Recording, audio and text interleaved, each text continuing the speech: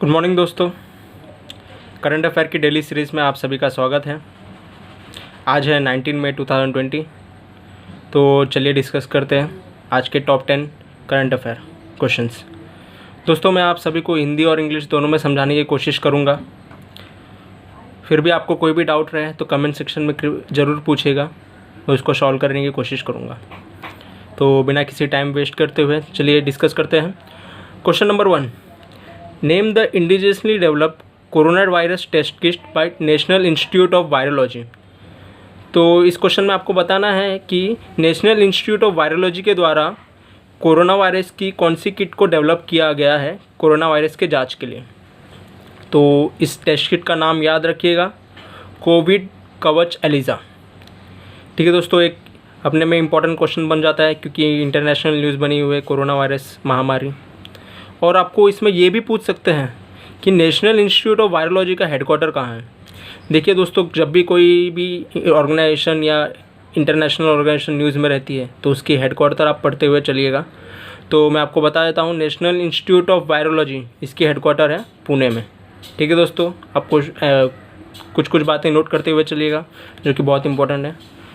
बढ़ते हुए second question की तरफ, name the first European country to proclaim an end to the corona virus epidemic. Means आपको first ऐसी यूरोपियन कंट्री का नाम बताना है जिन्होंने डिक्लेयर कर दिया है कि वहाँ पर कोरोना वायरस या महामारी ख़त्म हो चुकी है। तो इसका नाम है स्लोवेनिया।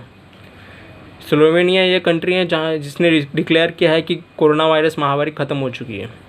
ठीक है दोस्तों, जब भी कोई भी कंट्री आप एक आदत डालिए कि न्यूज़ में रहेगी तो उसकी कैपिटल और करेंसी ज़रूर नोट करते हुए चलिएगा, क्योंकि मोस्ट ऑफ द एग्ज़ाम में डायरेक्ट आपसे पूछ लेंगे कि इसकी कैपिटल क्या है या करेंसी क्या है, जो भी कंट्री न्यूज़ में रहती है। तो मैंने यहाँ पर नोट करके हुए लिखा है कि कैपिटल ऑफ स्लोवेनिया इज़ लिज्बुलजाना और इसकी जो करेंसी है वो है यूरो। ठीक है दोस्तों, हम ऐसे ही बहुत सारे फैक्ट डिस्कस करते हुए चलेंगे। एक क्वेश्चन में 3-4 फैक्ट डिस्कस करेंगे तो ऑलमोस्ट भी हर एक क्वेश्चन में 2 या 3 फैक्ट तो डिस्कस करेंगे ही। तो ये जो सीरीज़ है सिर्फ 10 क्वेश्चन की नहीं है, ऑलमोस्ट 20-25 क्वेश्चन आपके कवर हो जाएंगे फैक्ट्स बेसिस पे। ठीक है दोस्तों, अगर आपको इस क्वेश्चंस की क्वालिटी पसंद आए तो प्लीज़ लाइक, शेयर और सब्सक्राइब कीजिएगा। ठीक है दोस्तों, बढ़ते हैं क्वेश्चन नंबर 3 की तरफ। What is India rank in the global energy transition index 2020। दोस्तों इंडेक्सेस के ऊपर भी आज बहुत सारे क्वेश्चन देखने मिल रहे हैं गवर्नमेंट एग्जाम्स में। ठीक है दोस्तों, तो आप ये नोट करते हुए चलिएगा। और इसमें भी आपको 3 तरीके से घुमा फिरा के क्वेश्चन दे सकते हैं कि इस इंडेक्स में इंडिया की रैंक क्या रही है। ठीक है दोस्तों, और इस इंडेक्स को किसने पब्लिश किया है। या तो आपसे ये भी पूछ सकते हैं कि इस इंडेक्स में टॉप 3 कंट्री कौन सी रही है। ठीक है दोस्तों, तो ग्लोबल एनर्जी ट्रांजिशन इंडेक्स 2020 में इंडिया की रैंक रही है 74। ये 2020 में है और 76 इन 2019।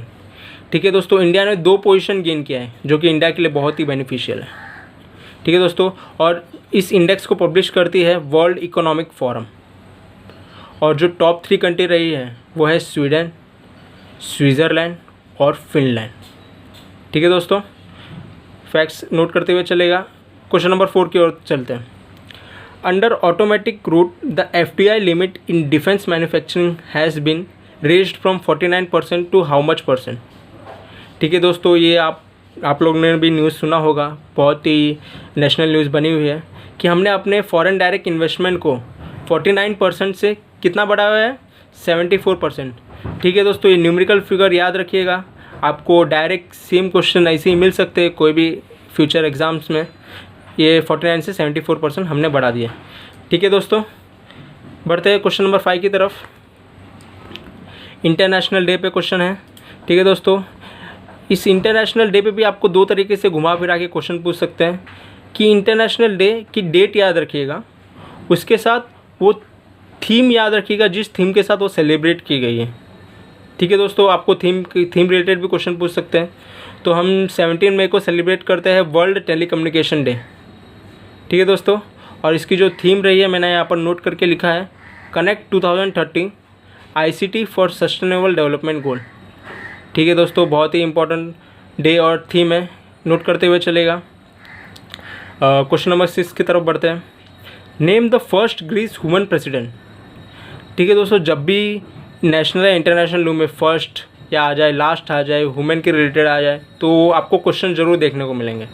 तो इसका आंसर है कैटरीना सेकेलेरोपोलो। ठीक है दोस्तों, फर्स्ट ग्रीस वुमेन प्रेसिडेंट कौन है? कैटरीना सेकेलेरोपोलो। क्वेश्चन नंबर 7 की तरफ बढ़ते हैं। Corona virus are a group of which type of virus? ये कोरोना वायरस आपको सबको पता ही है, पूरे वर्ल्ड में इसके चर्चे चल रहे हैं, इससे बहुत लोग प्रभावित हुए हैं। तो इसके ऊपर आपको ये क्वेश्चन पूछ सकते हैं कि कोरोना वायरस किस टाइप का वायरस है? ये तो आरएनए टाइप है या डीएनए टाइप है? ठीक है दोस्तों, तो आप कंफ्यूज मत होइएगा, आप आरएनए टाइप पे टिक कर दीजिएगा। It is a RNA type of virus. अगर आपको याद नहीं रहता तो आप एक छोटा ट्रिक कर सकते हो कि आरएनए और कोरोना में आर है, तो corona virus is a RNA type of virus है। ठीक है दोस्तों, जो भी नेशनल या इंटरनेशनल न्यूज़ पे बने रहती है करंट अफेयर में, आपको वहीं से क्वेश्चन देखने मिलेंगे, हम आपको कवर कर देंगे। ठीक है दोस्तों, बढ़ते हैं क्वेश्चन नंबर 8 की तरफ। Recently World Bank has signed a loan agreement with which Indian state government to improve irrigation service and flood management. ठीक है दोस्तों, जब भी वर्ल्ड बैंक किसी इंडिया या इंडियन स्टेट को लोन देता है तो एक इंटरनेशनल न्यूज़ बन जाती है। ठीक है दोस्तों, तो यहाँ पर वर्ल्ड बैंक ने किसको लोन दिया है? वेस्ट बंगाल को दिया है। और कौन से ऑब्जेक्टिव के लिए? To improve irrigation service and flood management. तो एक ही क्वेश्चन में आपको 2-3 तरीके से घुमा फिरा के पूछ सकते हैं, तो कृपया ध्यान से सुनिएगा। ठीक है दोस्तों, और आपको नोट करने के लिए मैं आपको 2-3 सेकंड दूंगा, तो आप स्क्रीनशॉट ले लीजिएगा। ठीक है दोस्तों, बढ़ते हैं क्वेश्चन नंबर 9 की तरफ। International museum day 2020 is celebrated on. वापस इंटरनेशनल डे के ऊपर क्वेश्चन है, तो आपको मैंने बोला था इसकी डेट और उसके साथ उसकी थीम याद रखिएगा। तो international museum day is celebrated on 18 में। ठीक है दोस्तों, और इसकी जो थीम रही है museum for equality, diversity and inclusion. ठीक है दोस्तों, आपको इसको रटने की ज़रूरत नहीं है, आप बस गो थ्रू कर लीजिएगा, एक बार आपके माइंड में सेट हो जाएगा। जब भी आपको एग्ज़ाम में क्वेश्चन आएंगे तो ऑप्शंस दिखेंगे, तो आपने जब एक बार देखा होगा तो आपको पता चल जाएगा। तो ध्यान से सुनिएगा दोस्तों। बढ़ते हैं क्वेश्चन नंबर 10 की तरफ। Under which scheme defence minister Rajnath Singh has approved 4 crore for testing domestic defence product. आपने 2-3 दिन पहले सुना ही होगा, प्रधानमंत्री जी का आत्मनिर्भर अभियान चल रहा है, जिसके तहत हम सेल्फ डिपेंडेंट पड़ रहे हैं। उसी की तरफ डिफेंस मिनिस्टर राजनाथ सिंह ने 400 करोड़ का पैकेज एलोकेट किया है कि जो भी, जैसे कि DRDO है, वो कोई भी प्रोडक्ट बनाएगी या कोई भी डिफेंस प्रोडक्ट बनाएगी तो उसकी टेस्टिंग के लिए, डोमेस्टिक डिफेंस टेस्टिंग के लिए। तो अंडर विच स्कीम है ये है डिफेंस टेस्टिंग इंफ्रास्ट्रक्चर स्कीम। तो आप में इससे आपको इस क्वेश्चन में ऐसे पूछ सकते हैं स्कीम का नाम, या तो फिर कितना करोड़ एलोकेट किया है और किसके द्वारा किया है? हमारे डिफेंस मिनिस्टर राजनाथ सिंह के द्वारा। ठीक है दोस्तों, यहाँ पर हमारे 10 क्वेश्चंस ख़त्म होते हैं। अगर आपको 10 क्वेश्चंस की क्वालिटी अच्छे लगे हैं तो प्लीज़ लाइक, शेयर और सब्सक्राइब कीजिए, और मैं कोशिश करूँगा रोज़ सुबह 6-7 बजे के पहले अपलोड करने के लिए। अब आपको मैं टाइम देता हूँ, आप स्क्रीनशॉट ले लीजिएगा ताकि आपको फ्यूचर में काम दे। स्क्रीनशॉट ले लीजिए दोस्तों, पहले 4 क्वेश्चन 7-19 में के, और बाकी के 6 क्वेश्चन डिफेंस टेस्टिंग, बाकी के 6 क्वेश्चन का स्क्रीनशॉट ले लीजिए। ओके, थैंक यू दोस्तों मेरे साथ बने रहने के लिए।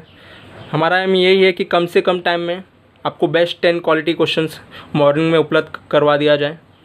ठीक है दोस्तों, तो